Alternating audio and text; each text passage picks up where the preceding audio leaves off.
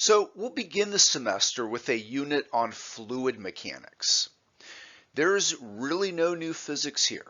All we're going to do is to take the laws of mechanics that you learned about in Physics 101 and then apply them to the special case of fluids. We'll start the unit by introducing two new properties that will help us describe fluids, namely density and pressure. I'm sure that you have at least some degree of familiarity with these concepts already. We'll then apply the properties of mechanics to the special case of fluids at rest. This is a field that we call hydrostatics. Okay, and from there we'll apply the laws of mechanics to the case of moving fluids. This is a field we refer to as hydrodynamics. But let's start out at the beginning by defining exactly what a fluid is. We'll start by reviewing the phases or states of matter. We'll start by differentiating the phases of matter from a macroscopic point of view. Then we'll see how they differ from a microscopic perspective. So from a macroscopic point of view, the phases of matter are most easily distinguished by their ability to maintain a fixed shape and/or volume. So let's start out with the case of solids. When a solid object moves from one location in space to another, it will maintain both a fixed shape and a fixed volume. Think of the example of your car. A solid object, if you ignore the gas that's in your tank and the air that's in your tires. As your car moves down the road from one location to another, neither its shape nor its volume changes. This is what is characteristic of solids.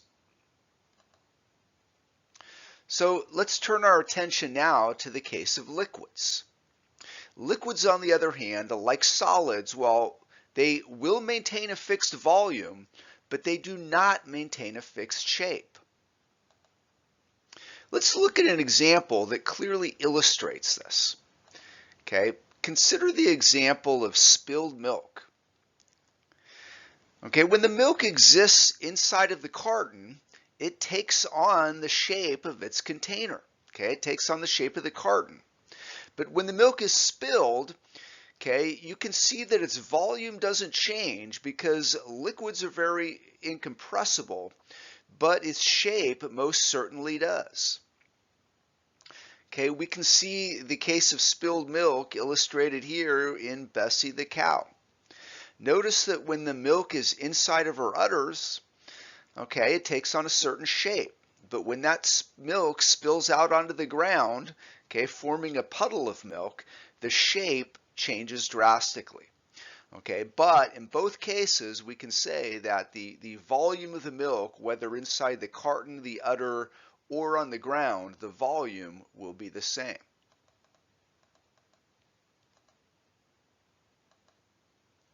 So now let's take a look at gases. Gases can be distinguished because they don't maintain either a fixed shape or a fixed volume. Gases will expand to fill their containers. Let's take a look at an example. Consider the air inside of a balloon. The air inside of that balloon will take on the shape, and the volume as determined by the skin of the balloon. You can see, though, that if the balloon were to pop, allowing the air to now occupy the entire atmosphere of our planet, now the gas is going to expand, or at least try to expand, to fill the container that it's in. So because gases are very compressible, their volume is subject to change. And finally, we'll take a look at the fourth state of matter, which is the plasma. And just like gases, plasmas do not maintain a fixed shape or a fixed volume. What are plasmas? Plasmas are really nothing more than gases that exist at a high enough temperature to which they're ionized. So whereas a gas consists of, atoms, which have a whole lot of space between them. When we talk about a plasma, the temperatures are high enough to actually ionize the atoms. So those atoms themselves start to break apart into their constituent particles. That is, into protons, the nuclei consisting of protons and neutrons separated from the electrons.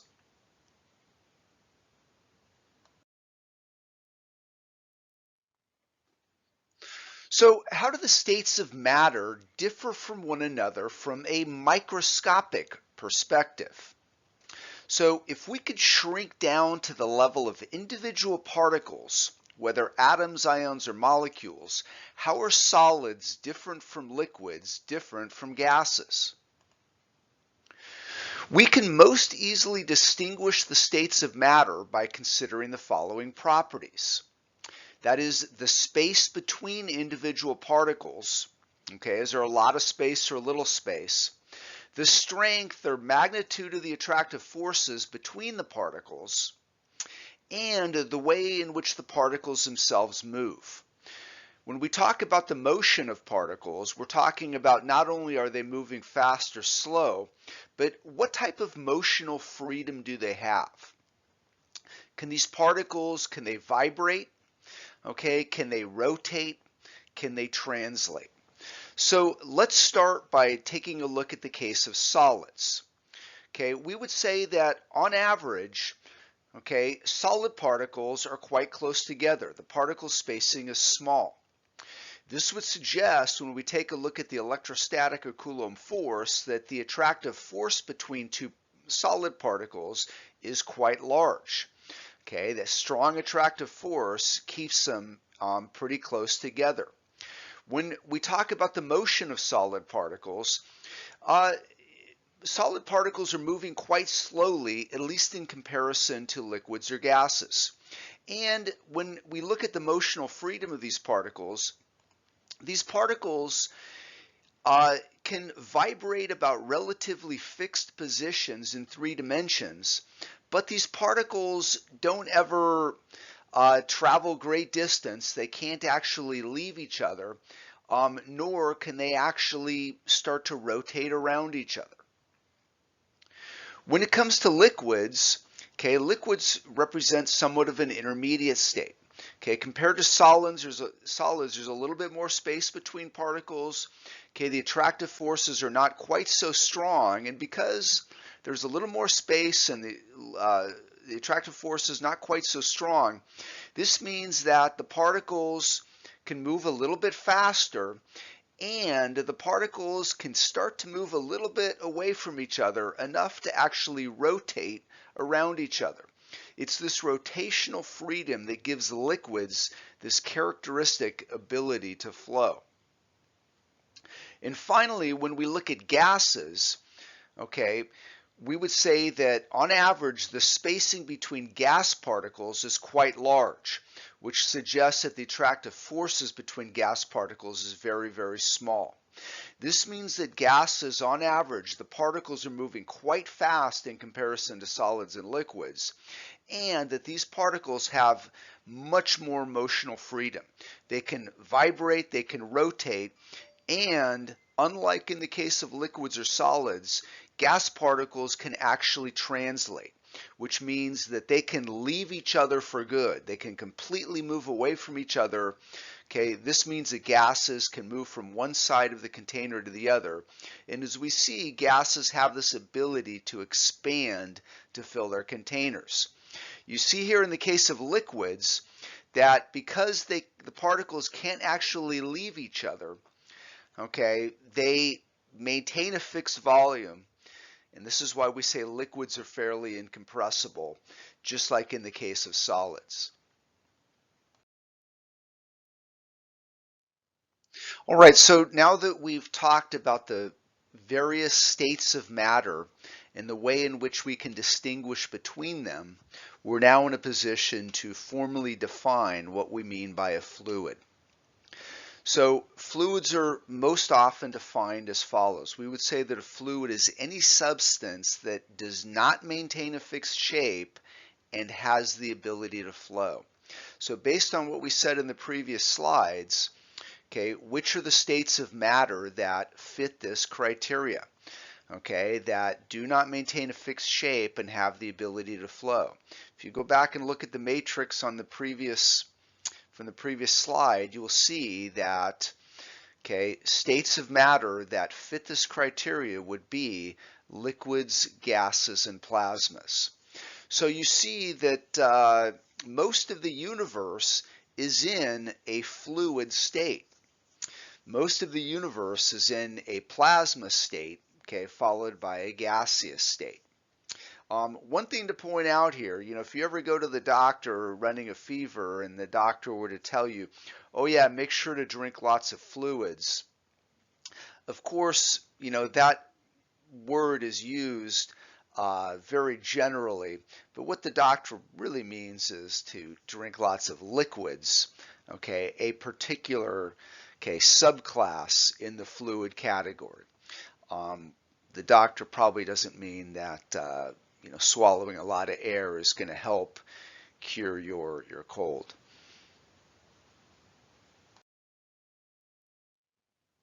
So in order to describe fluids macroscopically, we introduce the concept of mass density and specific gravity. Notice here that I said mass density, not just density. You've probably come across the concept of density in a previous course, perhaps chemistry, where there was no distinction made between mass density and density. You just called it density. We need to be a bit careful here because in physics we talk about other types of density as well. In Physics 103, for example, we'll talk about the concept of charge density and that of the energy density of a field, like a magnetic field or an electric field. So technically, what we're talking about in this unit, to be very specific, we should talk about mass density. So let's start out with a reflection question here. And I say the question goes like this, okay? Which is heavier, a kilogram of bricks, okay, or a kilogram of feathers?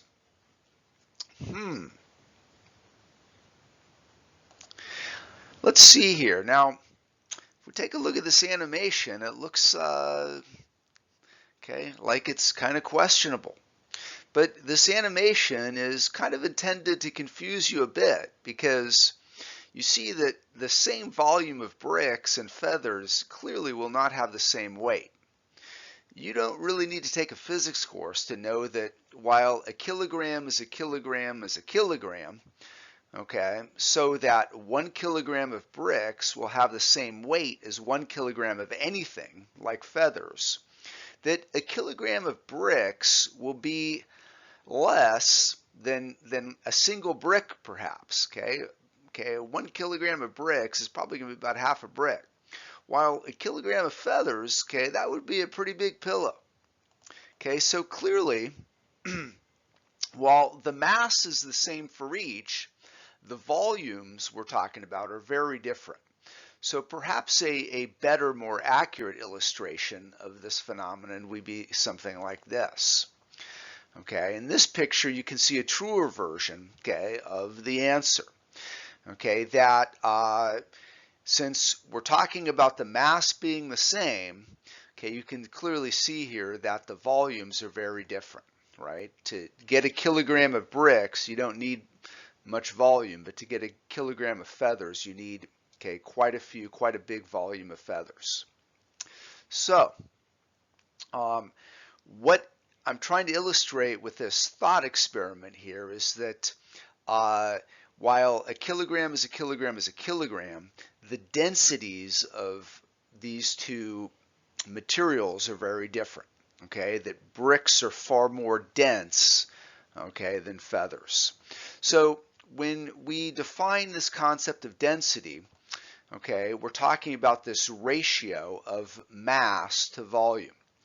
So we can see here that if we're talking about the bricks, we take 1 kilogram of bricks, okay, that the volume of the bricks is much smaller, okay, giving you a much bigger density, okay, than for the case of feathers. where you also have the same mass, but a much bigger volume. Okay, bigger volume in the denominator means a smaller density. We can represent this symbolically, okay, using these symbols. We will use the Greek symbol rho to represent density here. Okay, M for mass, the mass of the object in question, the mass of the sample of matter, and V, the volume of the object or the volume of the sample of matter. When it comes to units, okay, our SI or MKS unit for density is the kilogram. Okay, our volume unit, the cubic meter, so we get a kilogram per cubic meter. The CGS unit, okay, in the CGS subsystem is also quite common. That is, the mass unit is the gram, the volume unit is the cubic centimeter.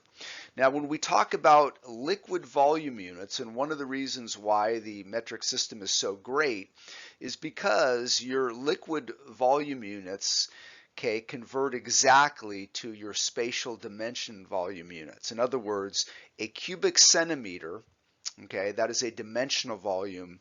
1 cubic centimeter is exactly equivalent, okay, to the liquid volume of a milliliter.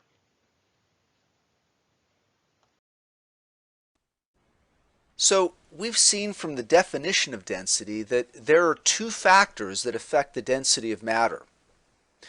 The first being the mass of the sample or the mass of the object, and the second being the volume of the sample or the volume of the object. Let's start by considering the volume of the sample and see if we can gain some insight into what density really means on a small scale, on a microscopic level. Volume is a measure of how much space an object occupies.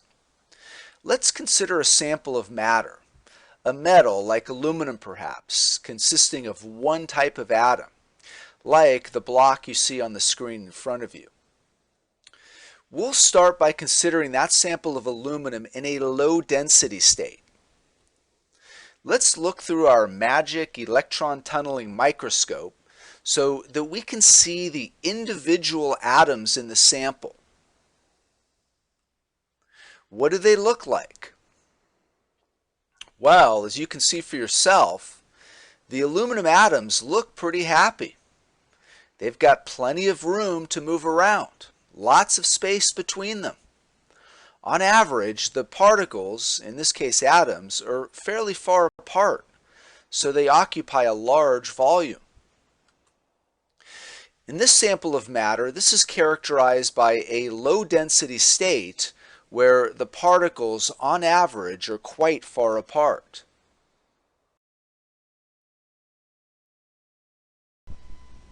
So let's see what happens when we supply a large external force on this block of aluminum. Let's say in the form of a large external pressure. Once again, we'll take a look through our magic electron tunneling microscope to see the individual atoms. Well, this is where we left them last time. Let's now supply this large force and see what happens. As you can see, we're not changing the number of particles or the mass of the particles. We still have the same particles. It's just that they occupy a much smaller volume. You can see how close they are and how cramped they become in their high density state. So as the volume of the matter decreases, as the particles get closer together, the density of the matter, the density of the sample increases. So this picture here showing these cramped particles close together represents a high density state. Which state of matter do you think typically has the highest density? The lowest? Well, while there are certainly exceptions to the rule, it turns out that solids tend to have the highest densities, whereas gases tend to have the lowest, meaning that in solids the particles are much closer together on average than they are in the gaseous state. The second factor affecting the density of matter is mass itself. Some particles are more massive than other particles. All atoms are made up of protons, neutrons, and electrons. So it should make sense that atoms that contain more protons and neutrons will also contain more mass. One gold atom, for example, contains 79 protons, whereas one aluminum atom contains only 13. Let's take a look at two samples of matter. Both samples occupy the same volume. That is, the atoms in the samples occupy the same amount of space. So what's different between these two samples? Let's once again look through our magic electron tunneling microscope and find out.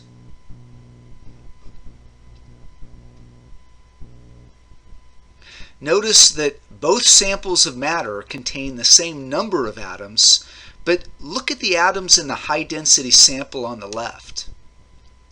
These atoms are much bigger and more massive than the sample on the right. Bigger mass, but the same volume means bigger density.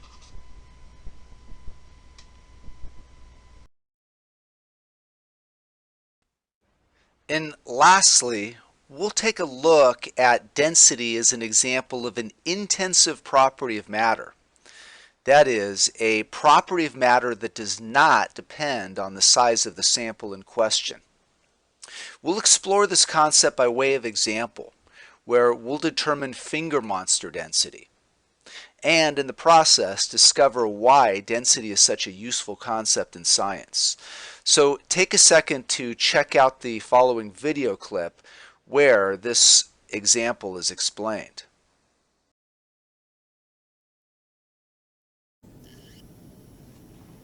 Alright, so I have recruited the help of my friend, the finger monster. And you're looking at an official finger monster, but I'm going to perform an amputation on him.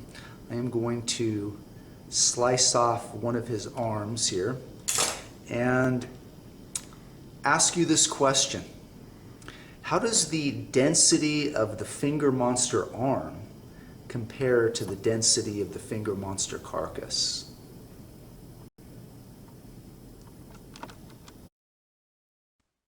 So now that we've collected our data regarding the finger monster arm and carcass, we're now in a position to calculate the density of each of these samples of finger monster matter. So starting with the arm, we said that the arm had a mass of 1 finger monster mass unit and a volume of 1 finger monster volume unit. So when we take the ratio of mass to volume, we get 1 finger monster density unit, that is 1 FDU, or just 1 FU for short.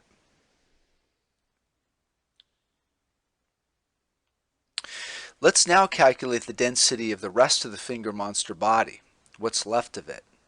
We said that the remainder of the finger monster had a mass that was 50 times that of the arm, or 50 FMUs, and, not surprisingly, enough volume, a volume that was also 50 times as big as that of the arm.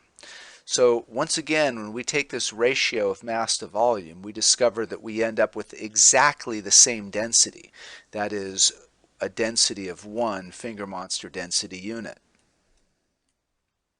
So hopefully you can see why density is such a useful concept in science.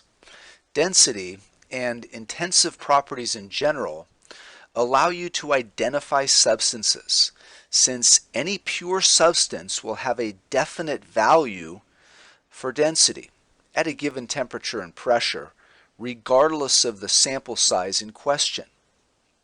Now, I realize that this example is a bit silly since finger monster is not really a pure substance.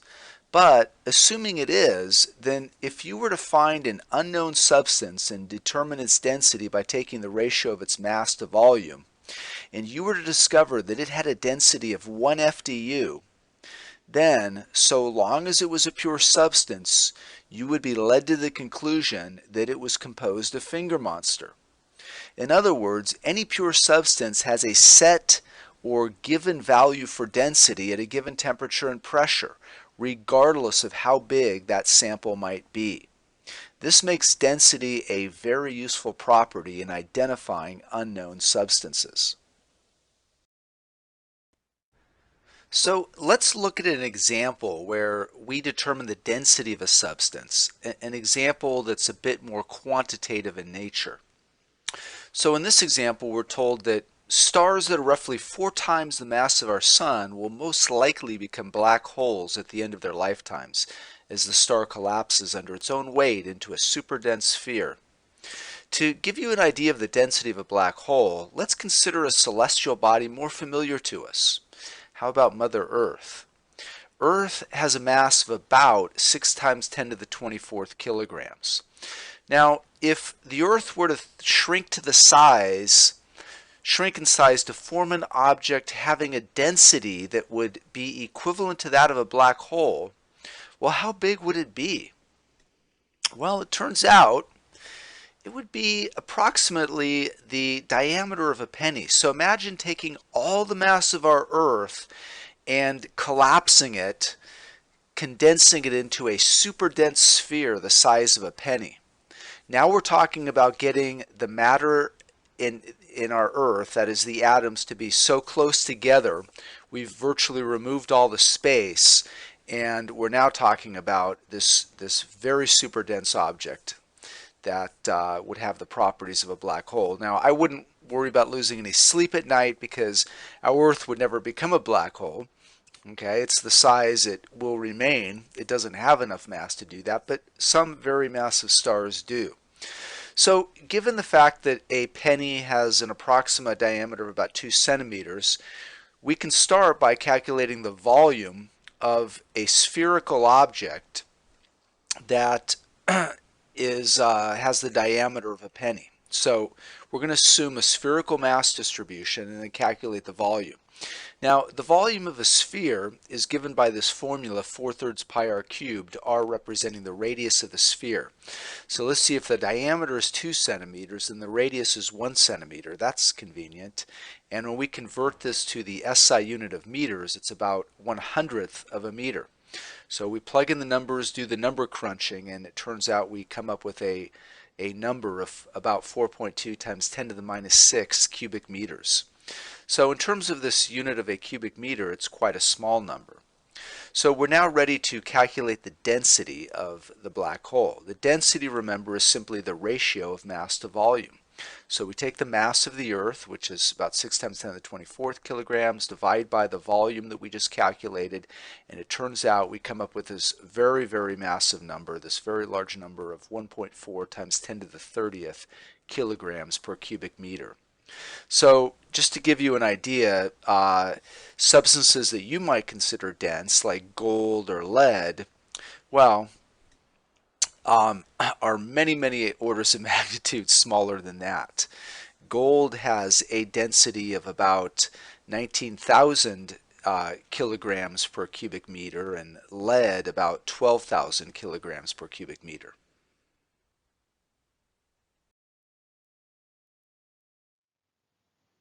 So a quantity that is very similar to density, that is related to density, is that of specific gravity. So by definition, the specific gravity of a substance is this ratio of the density of the substance compared to the density of some reference standard, almost always taken to be water at 4 degrees Celsius. So we see here symbolically that the specific gravity of a substance is simply this ratio of densities. So basically it allows you to compare the density of a substance to that of water. Since the density of water at 4 degrees Celsius has a value of 1,000 kilograms per cubic meter or 1 gram per cubic centimeter, we see then that the specific gravity of a substance will really have the same numerical value as that of density. But like I said, when we're comparing it to water, it tells you how many more times dense is your substance than is water.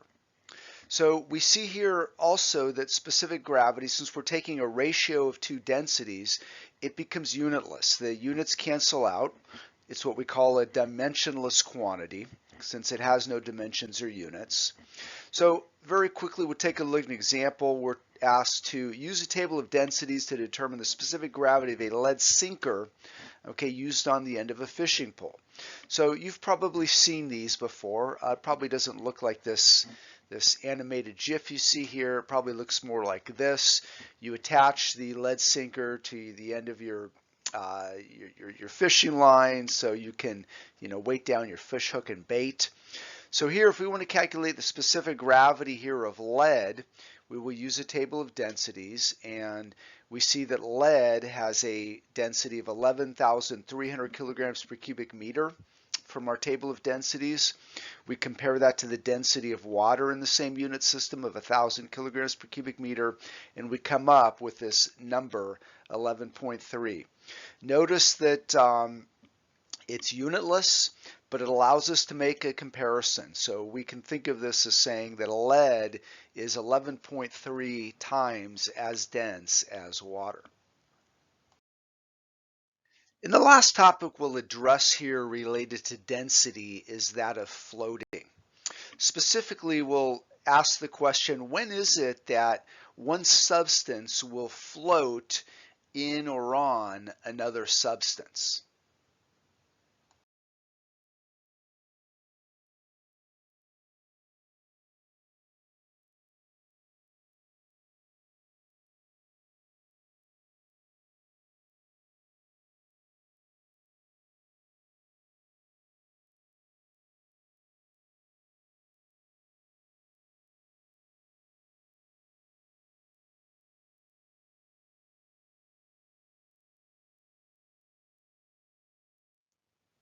So if both the Classic Coke and Diet Coke have the same volume, how is it that the Classic Coke sinks in water while the Diet Coke remains floating in water? Well, as you might imagine, it all boils down to density. True that both types of Coke have the same volume, but the Classic Coke, because of its high sugar content, is more massive and thus more dense than the Diet Coke, which contains the artificial sweetener aspartame, okay, more commonly known to us by its trade name NutraSweet. Turns out that NutraSweet is about 160 times sweeter than sugar, so very little of it is needed to add sweetness, okay, thus allowing the mass and therefore density of the Diet Coke to be much less.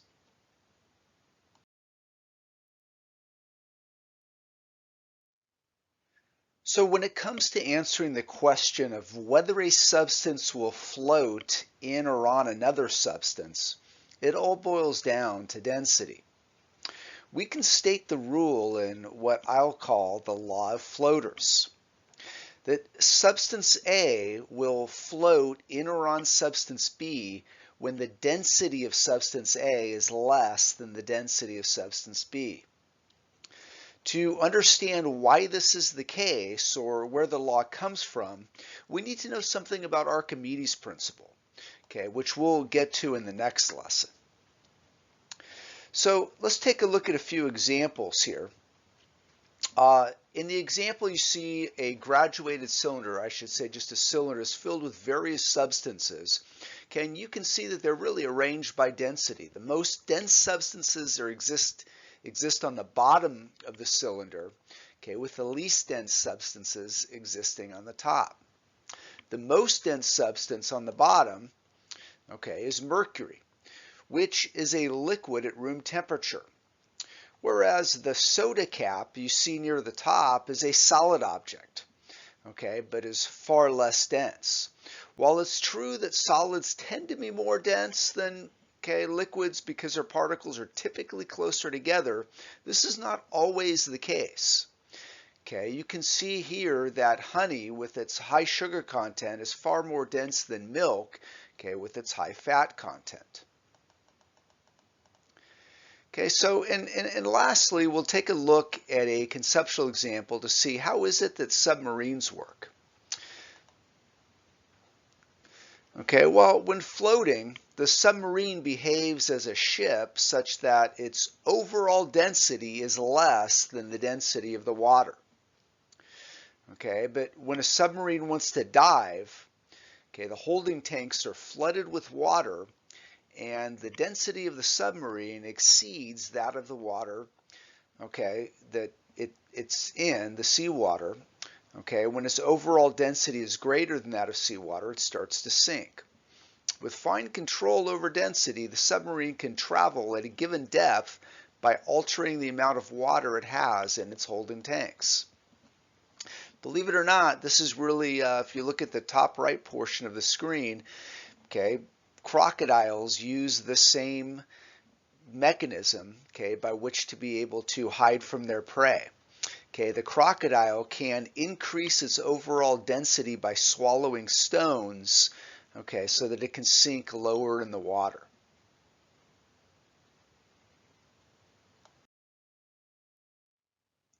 In the last property that we're going to introduce that is quite useful in describing fluids is this property that we call pressure.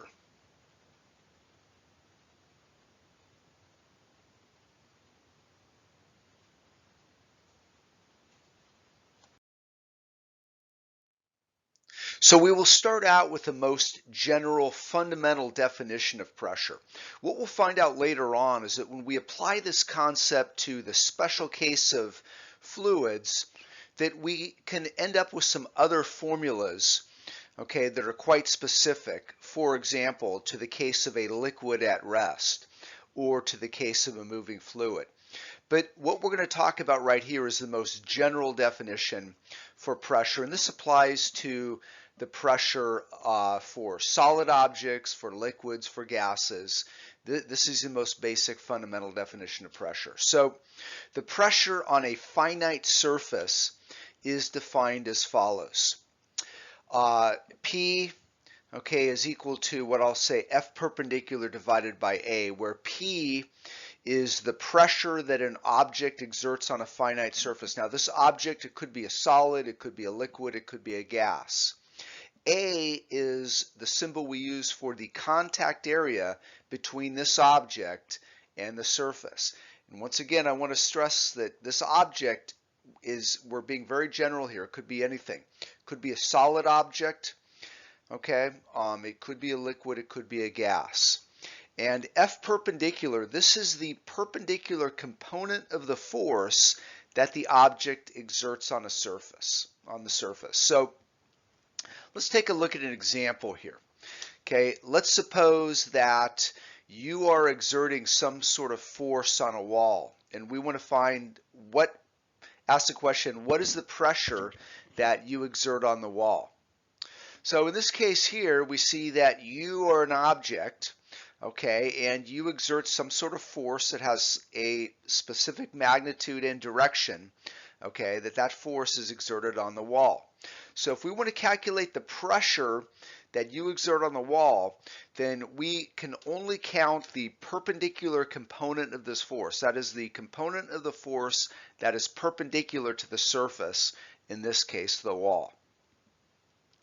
If we talk about the pressure that is exerted on an infinitesimal surface, okay, well, then using the language of calculus, it would be no surprise that in the, using the language of differentials, okay, we replace our finite force perpendicular with an infinitesimal perpendicular force, dF perpendicular, and our finite area of the object with an infinitesimal area element, dA. And we'll look at an example where we see that if you have a pressure which is not constant over the entire surface, you have to look at a very small piece of the surface, an infinitesimally small piece, where you can consider that pressure to be constant. We'll look at an example of that. So when it comes to units for pressure, well, the SI, the MKS unit that we will most commonly see in this course is, okay, let's see, a measure of force, which is measured in newtons, divided by area. The MKS unit is the meter squared, of course. It turns out that we call a newton per square meter, we call that a Pascal and symbolize it with a PA for short. There's many other pressure units that you should at least recognize. When we deal with different systems, for example, in a chemistry class, okay, when we talk about atmospheric pressure, specifically gaseous pressure, the atmosphere is a unit we use. Another common unit is the bar, okay, the torr. You may be familiar with PSI, that is a pound per square inch. Again, notice it's a measure of force per unit area that you would see in this country if you go to inflate your car tires at a service station. And then a gaseous pressure used to measure the pressure of a gas in a manometer, for example, or even a barometer might be a millimeter of mercury.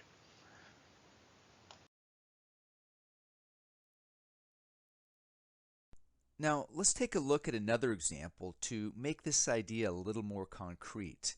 And what we'll do is we'll take a look at the pressure that a block experiences, a wooden block, when it's positioned on a table. And we want to ask the question, how should we position the block on the table so that the table and the block would experience the maximum amount of pressure? Well, let's start by taking a look at our table. And in the first case, we'll take a block and we'll position it as so. Notice that there's a certain amount of contact area between the block and the table. Once again, the block has a certain weight. And if we take the weight of the block, the force that is, and divide by the contact area with the table, we get a certain value for pressure. Now, what would happen in the second scenario if we position the block as so? Would the pressure be greater or lesser than in the first case? Well, looking at the picture, you can see that in the second picture, there is less contact area between the block and table. That smaller contact area makes for a greater pressure. When we divide by a smaller number, okay, our pressure increases. You may imagine that if you really wanted to maximize the pressure by actually placing the block on a corner where we are greatly reducing the contact area, that is the scenario that will produce the maximum amount of pressure. So we see that as the area of contact gets smaller, the pressure gets bigger.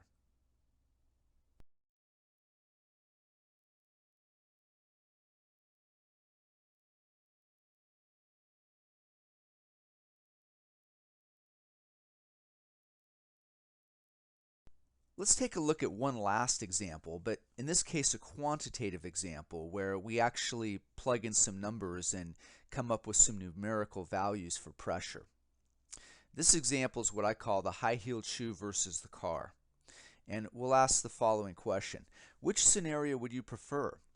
Having your foot stepped on by a 50-kilogram woman, that's a typical mass of a woman, wearing a high-heeled shoe, or having your foot run over by the tire of a typical 1,500 kilogram car? We'll assume that the heel of the shoe has an area of 1 square inch and the top of your foot has an area of 25 square inches.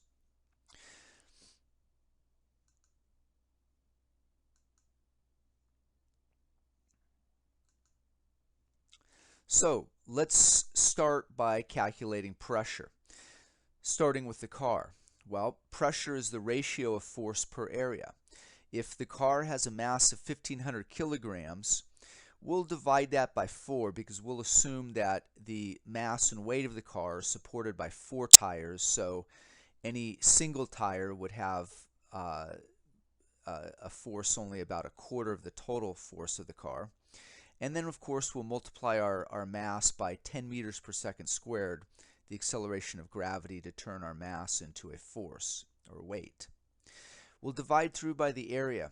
I'm going to use the 25 square inches, which is the top of your foot, and we'll assume that the car tire is in contact with the entire top surface of your foot. And when I convert that to square meters, it turns out that we get a value of about 0.01625. When we do the math, we come up with a pressure value of 230,000 pascals. Let's now take a look at the case of the high-heeled shoe.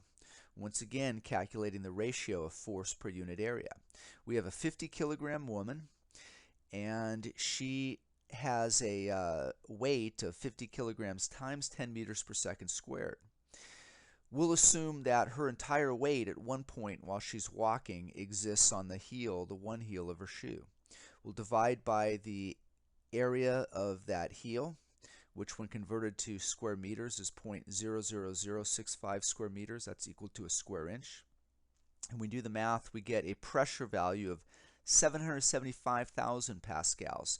So notice that the pressure that you would experience by having your foot stepped on by a woman wearing a high-heeled shoe is about 3 times as great as having your foot run over by a car. The key here is the surface area. Notice the very small area of contact or surface area of the heel of a shoe, and compared to the surface area of a car tire in contact with your foot.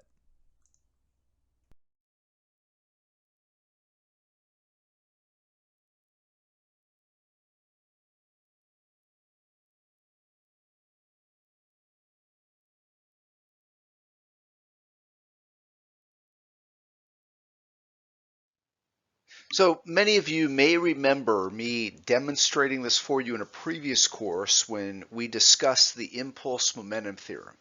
Okay, that is this infamous bed of nails. But today we'll revisit the old nail bed from the perspective of pressure. So let's take a look. Okay folks, I brought out my bed of nails today to help us demonstrate the impulse momentum theorem.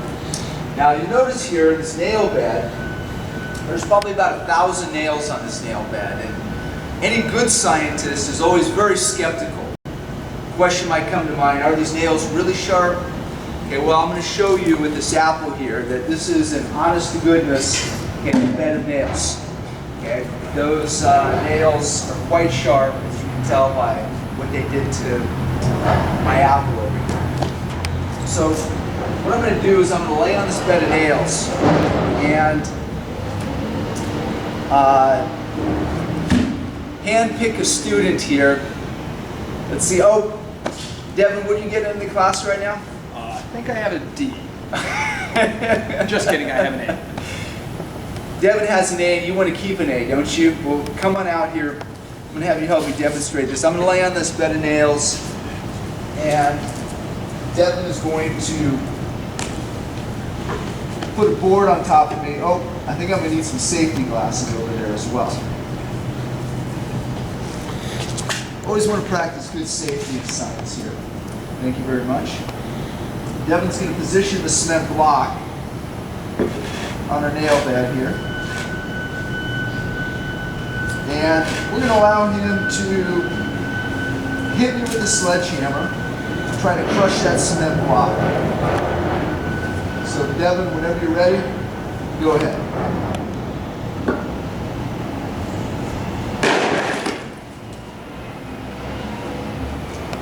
Felt pretty good. Okay. You got it there.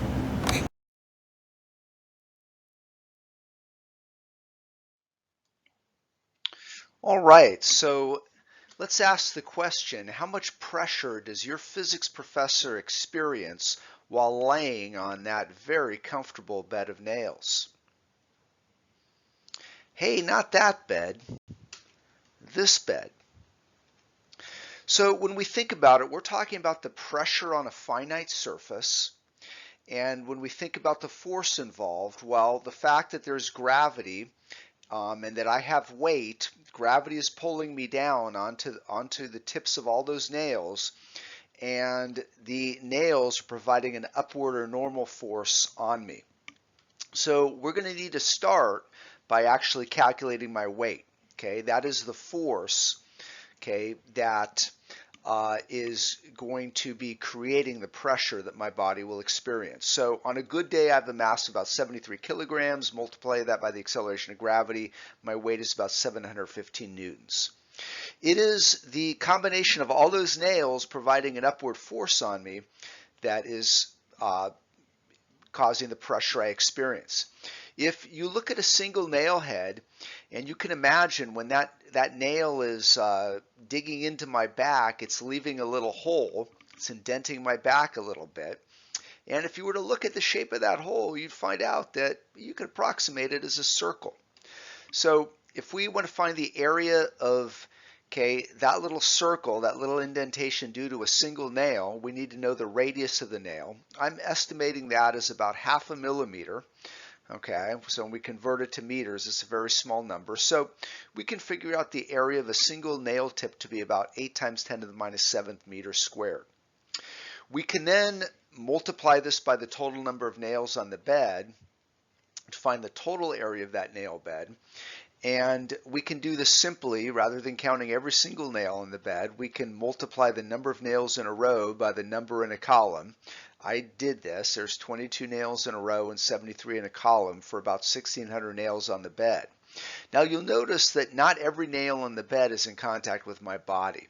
I'm going to estimate that roughly 75% of those nails are in contact with my body. So the number of nails in contact with my body, okay, will be about 75% of the total number of nails, or about 1,200 nails. We're now in a position to calculate the pressure. So recall that in this case here, because the force of gravity acts down, okay, then the contact area, think of it as this horizontal bed, okay, then that force of gravity is perpendicular to the contact area. So in this case, the entire force of gravity is the perpendicular force, so all of it counts.